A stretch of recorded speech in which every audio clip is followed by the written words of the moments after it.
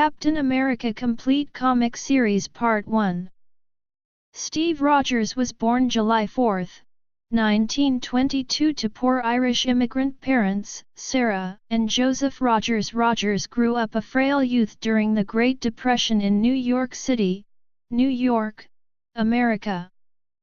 Little else is known about Rogers' early life other than the fact that a strong sense of duty, honor, and humility was instilled in him, perhaps due to his Irish Catholic upbringing.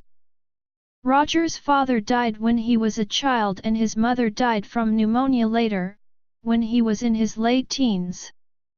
Horrified by newsreel footage of Nazis ransacking Europe and atrocities in Asia that the Empire of Japan committed in China and Korea, Rogers tried to enlist in the army but was rejected as 4F because of his frailty and sickness.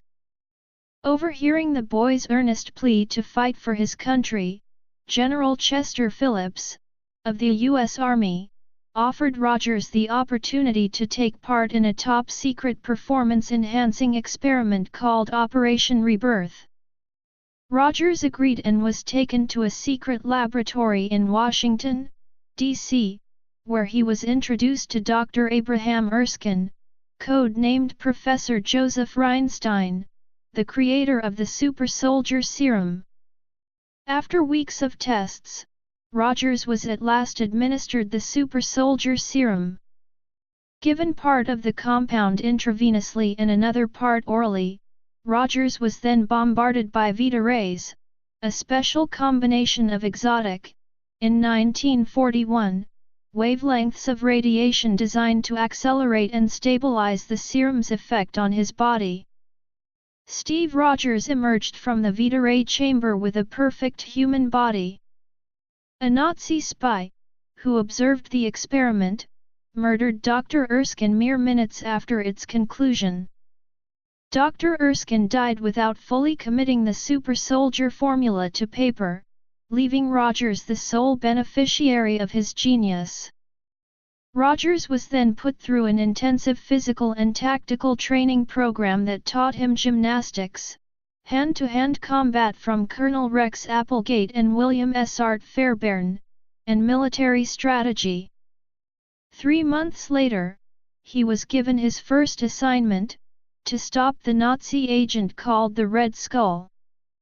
To help him become a symbolic counterpart to the Red Skull, Rogers was given the red, white, and blue costume of Captain America. Rogers was also given the cover identity of a clumsy infantry private at Camp Lehigh.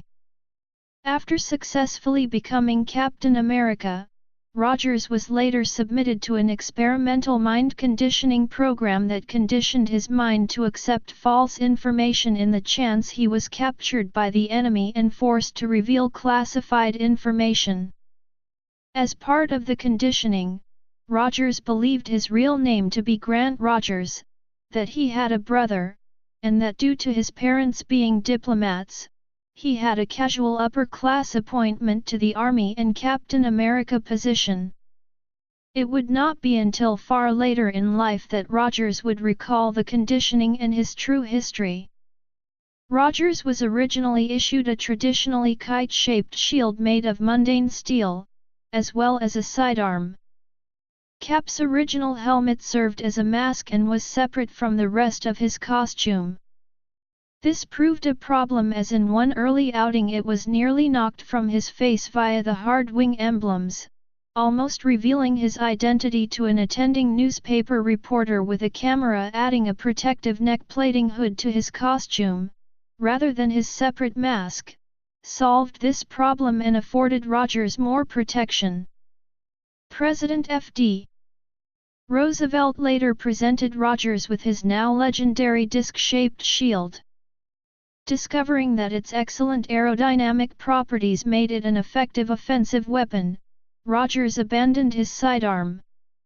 During the war, Cap served as both a symbol of freedom and America's most effective special operative.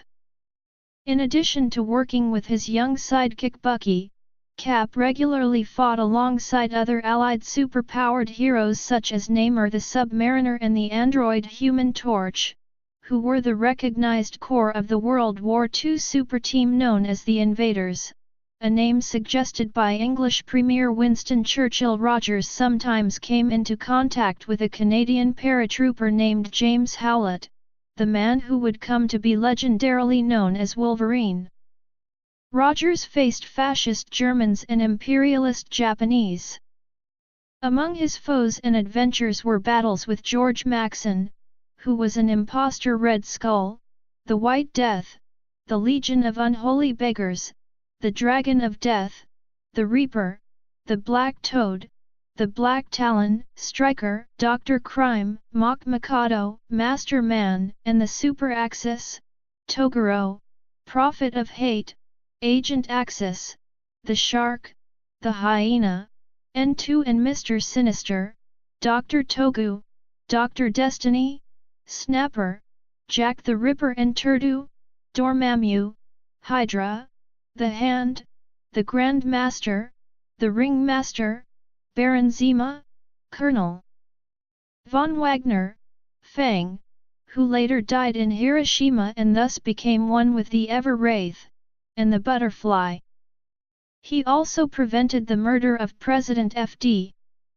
Roosevelt by a group called the Defenders, the Battle of the Bulge, D-Day, stopping saboteurs, early March 1941, meeting Wachendans, saving President Roosevelt from a deranged Namur, meeting Nikola Tesla, saving a Manhattan Project scientist from Red Skull with the help of the Howling Commandos, stopping, with Howling Commando support, the Red Skull's plot to deploy a centuries-old automaton designed by a time-traveling Doctor Doom, facing the Red Skull in a hover device, scuffling with fellow allies the Crusaders, fighting alongside the French resistance and Peggy Carter, an American who had fallen in love with Captain America, almost accidentally slaying a war orphan, saving Michael Kramer from the Red Skull. In April 1945, Rogers stormed the Red Skull's bunker, with Red Guardian, Patriot, and Spirit of 76, in his last World War II battle with Red Skull. For a time, World War II Bucky fought alongside a time-displaced modern-era Captain America until the Avengers recovered their colleague to the present day. During the final days of the war, presumably on or before April 18, 1945, Captain America and Bucky were trying to stop a bomb-loaded drone plane, launched by Baron Zima, when the plane exploded, apparently killing his partner Bucky and throwing Rogers into icy Arctic waters of the English Channel. The super soldier formula prevented crystallization of Rogers' bodily fluid, allowing him to enter a state of suspended animation. Although Rogers and Bucky had seemingly perished, the war still raged on and U.S. presidents and the government picked different volunteers, such as William Naslund, Jeffrey Mace, and another Steve Rogers, over the years, to keep the morale alive, and even after World War II ended. Decades later, Rogers' wartime comrade, the Submariner, stumbled across his still frozen form, which was being worshipped by a far-flung Inuit tribe. Enraged, the Submariner threw the ice block into the ocean. While opposing Namur, the newly formed Avengers happened upon Rogers' thawing body and soon revived the legendary hero. Rogers joined their ranks as the first recruit, since their formation, and was given retroactive founding member status in place of Hulk. With his superhuman abilities, extensive training, combat experience, combined with his impressive physique, confidence, and will, Rogers was an excellent addition to the team. As a born leader, Rogers would come to be seen as the heart and soul of the team, and his commands, while in the field, were often followed regardless of who might have been team leader at the time. Rogers would teach teamwork, tactics, and hand-to-hand combat to many Avengers over the coming years. Seeing that Avengers associate Rick Jones bore a resemblance to Bucky, Cap took him into tutelage. 33 Trying to recover from the great trauma of losing his wartime partner. After a time, Jones even convinced Rogers to let him wear Bucky's old costume and initiate a partnership. Although Cap strongly opposed Rick joining the Avengers as a full member, the early adventures Cap had with Earth's mightiest heroes included a run-in with his wartime foe Baron Heinrich Zima. Zima organized the first incarnation of the Masters of Evil, a group of supervillains who each bore a grudge against a particular Avenger. After several skirmishes between the two groups, Zima kidnapped Rick and Zima was accidentally killed in a rock slide, caused by his own weaponry as he battled Cap. At this point, the remaining founding Avengers, Iron Man, Thor, Giant Man, and the Wasp, decided to take a leave of absence from the stress of supercrime fighting. Captain America was thus left to lead a new team comprised of Hawkeye, the Scarlet Witch and Quicksilver. Cap's kooky quartet was at first regarded as less able than the previous lineup, but soon proved their worth by overcoming several threats including a resurgent Kong as well as Doctor Doom. While the hot-headed Quicksilver and Hawkeye were at first headstrong loose cannons, Rogers' leadership was able to mold them into valuable team members. When Cap took his first leave of absence from the team, it was the Black Panther who stepped in to take his place on the roster. Though when Cap discovered that one of T'Challa's motives was to spy on the Avengers, as part of his duties as King of Wakanda was to observe foreigners, relations between the two became strained and stayed that way for some time. Eventually, they restored the bonds of alliance and friendship, symbolized by Rogers giving T'Challa the enhanced copy of his World War II triangular shield he had used while his Round 1 was broken. Meanwhile, Cap's old nemesis, the Red Skull, was brought out of suspended animation by the subversive organization Them. The Skull feigned cooperation with them, actually the ruling council of Hydra led by Baron Wolfgang von Strucker, long enough to steal the Cosmic Cube from subsidiary organization AIM. This led to the first post-war clash between the two great symbols of World War II. The Skull later impersonated Rogers and drove Rick away, while wielding the Cosmic Cube. Rogers often crossed paths with another World War II veteran as well, this one an ally, Sergeant Nick Fury, of the Howling Commandos, whom he had met during the war. Was now Colonel Nick Fury, director of SHIELD. Captain America teamed with Fury many times after emerging from suspended animation, and their relationship warmed and cooled over the years, depending on various circumstances. They often worked together towards the same goal, and the Avengers and SHIELD maintained a close working relationship, even sometimes sharing a common computer database. Rogers worked with S.H.I.E.L.D.'s Agent 13, niece to Peggy.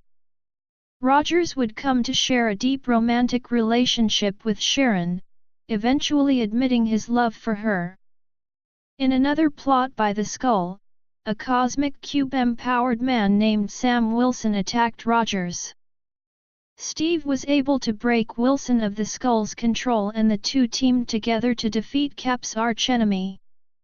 Wilson became the Falcon and Steve's most reliable best friend.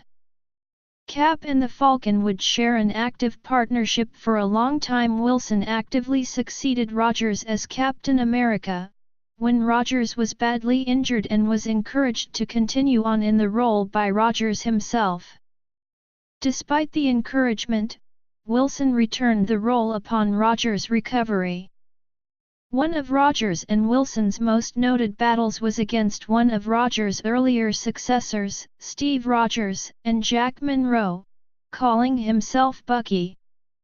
Rogers was shaken at the fact that he could have shared his excessively conservative successor's fate, if not for the technical dedication of Dr. Erskine and his Vita Ray process.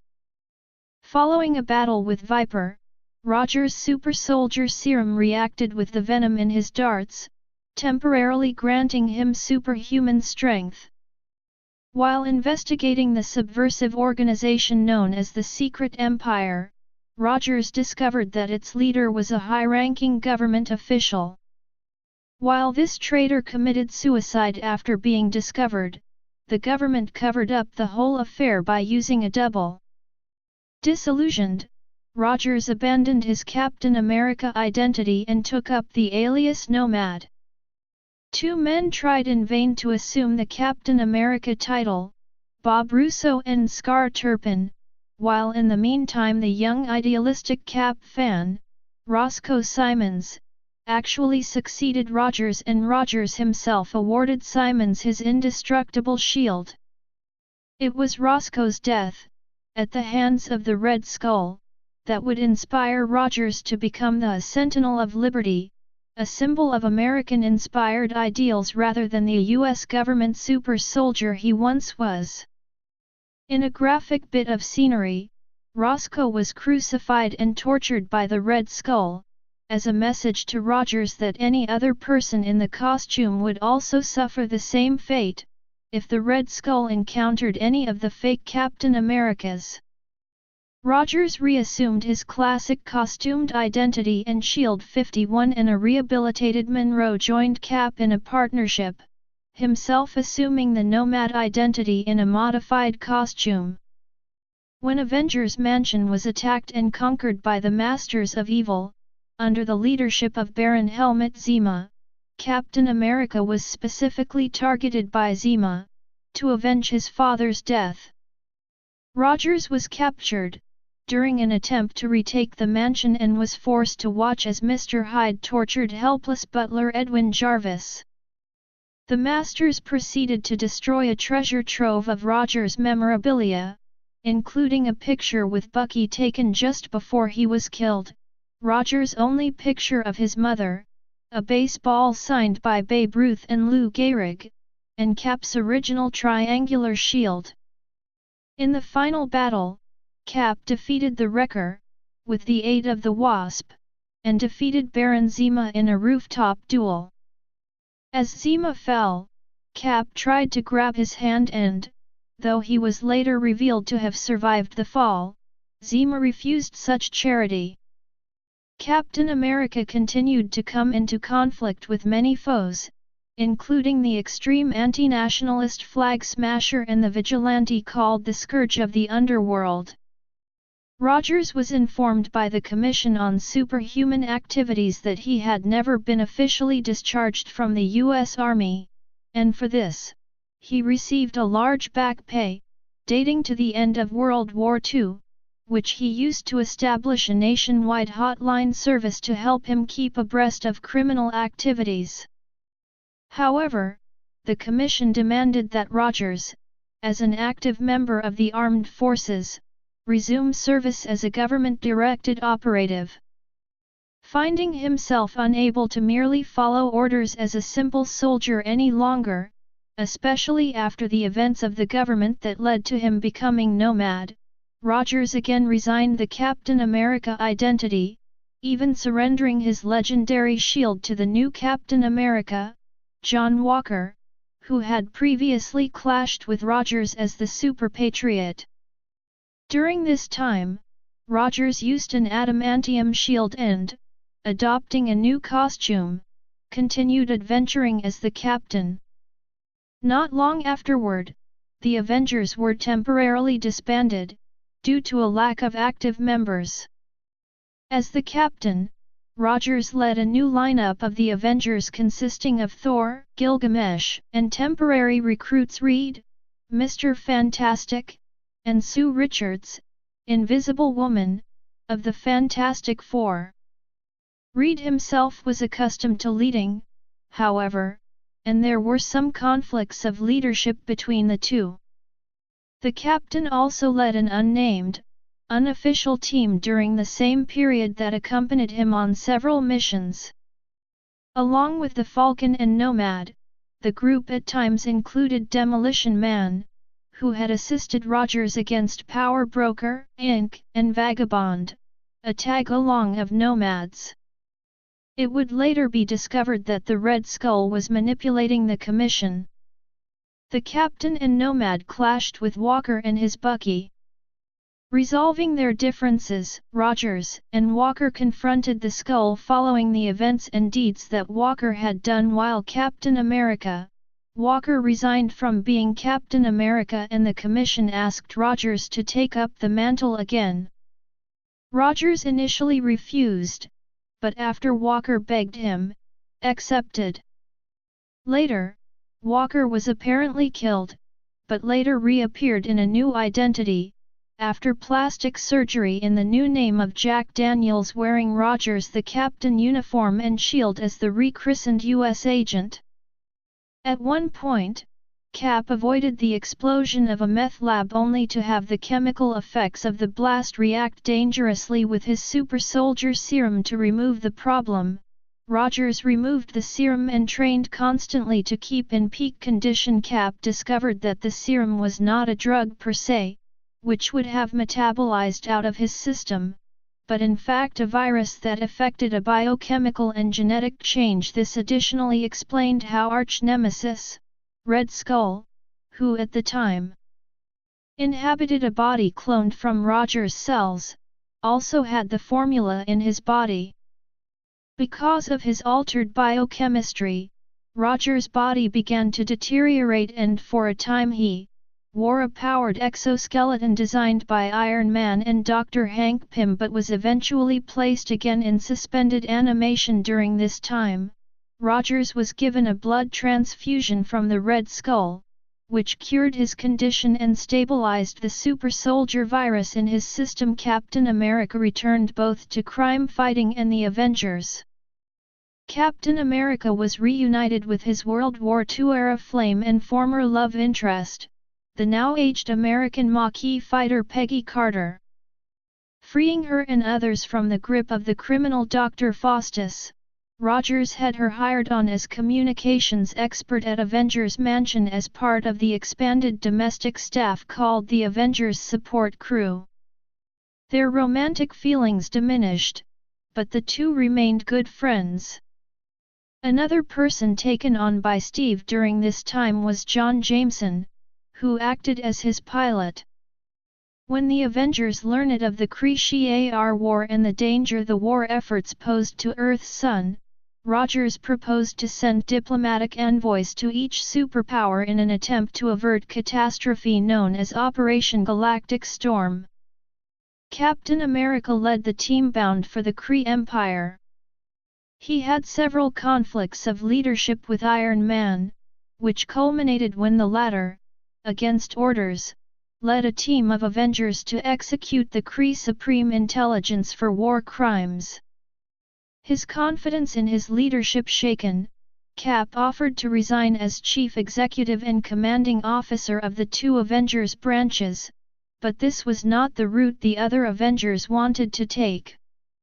Cap's old friend Hawkeye helped reinforce Cap's leadership confidence, as did the rescue by U.S. agent John Walker and the Falcon of Demolition Man from Ultimatum, Flag Smashers' terrorist organization. After returning to Earth, Cap rescued Diamondback, Rachel Layton, from Red Skull's henchman Crossbones. Diamondback had previously, as a member of the Serpent Society, had a chance to kill Rogers in battle that she did not take. This was because she was smitten with him. The two began an on-and-off semi-romantic partnership afterwards. Cap was part of the force raised to battle the psychic entity called Onslaught, and was one of the Avengers who seemingly gave their lives to absorb Onslaught's energy. In reality, they, the Senior Avengers and the Fantastic Four, had been shunted to an alternate dimension created by Franklin Richards. After several months in this world, the heroes realized it was a construct and escaped. During a rebuilding period with the Avengers, Captain America and the rest of the team, past and present, were duped by Morgan Le Fay into acting as her elite guard, the Queen's Vengeance. Roger's alias in this alter ego was Yeoman America. He was the first Avenger to break out of Morgan's trance, and formed a resistance group that foiled the ancient sorceress' plans.